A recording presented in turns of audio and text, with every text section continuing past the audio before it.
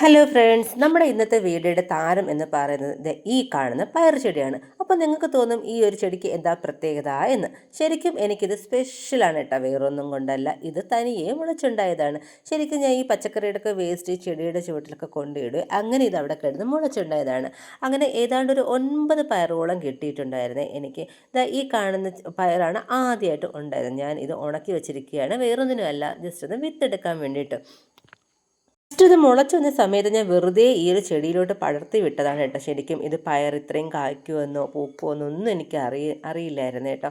അന്ന് വെറുതെ പടർത്തി വിട്ടത് കൊണ്ട് എനിക്ക് ഇത്രയും പയർ കിട്ടി. ഒരു 9 പയർ അന്ന് കിട്ടി. പിന്നെ ഇപ്പോഴും നിറയും പൂക്കളൊക്കെ നിൽപ്പുണ്ട്. ഇത് ഫസ്റ്റ് ഇത് വന്ന സമയത്ത് ഞാൻ എടുത്ത വീഡിയോ ആയിരുന്നേ.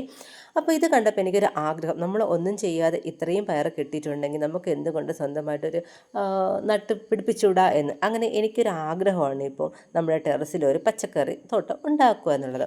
അപ്പോൾ അതിൻ്റെ ഒരു വീഡിയോ ആയിട്ട് ഞാൻ പിന്നെ വരാമേ.